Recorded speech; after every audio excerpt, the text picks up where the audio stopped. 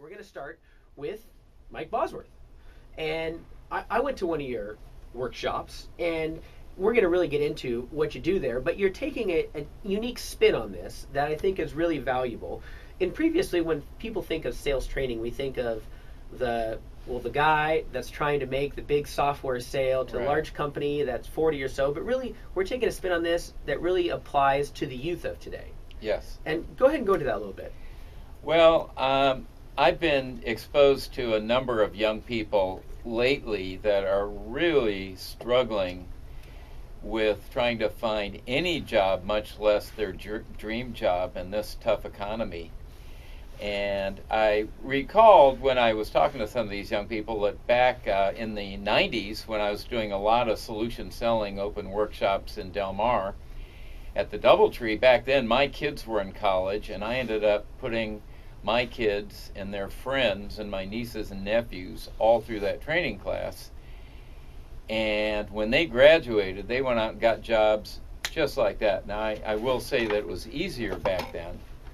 But I remember my niece, Kim Bosworth, she got a sales job for a software company, and by March, she had her whole year's quota.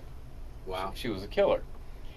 And so I started, and then a couple of years ago, the UCLA Alumni Association had me do a webinar because they were pumping out all these MBAs, and these MBAs have multiple page resumes with lots of bullet points about all the things they've done, but they're really struggling trying to land a job.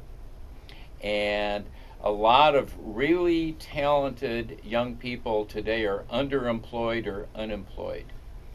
And so I got to thinking, how can I take the Story Seekers methodology and help some of these young people?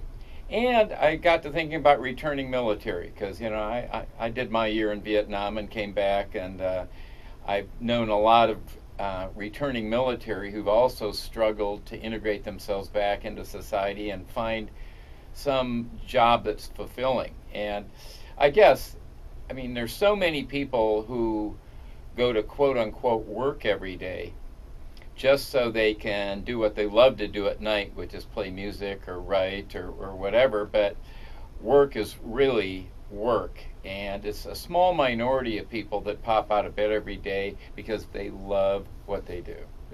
They're doing what they were made to do, and they love it. And so I got to thinking back to when I was in college at Cal Poly Pomona, and I'd been in the military, went on the GI Bill, so luckily for me I didn't have a bunch of student debt.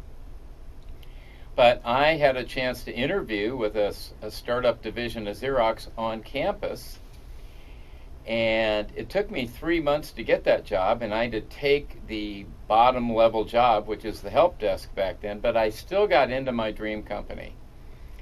And so I'm trying to project myself and put myself in the shoes of some of these young people today, and what could I teach them to help them target, get an interview with, and nail that interview and get a job offer from a dream company, a dream job, rather than just settling for some job they hate to do just because they have to pay their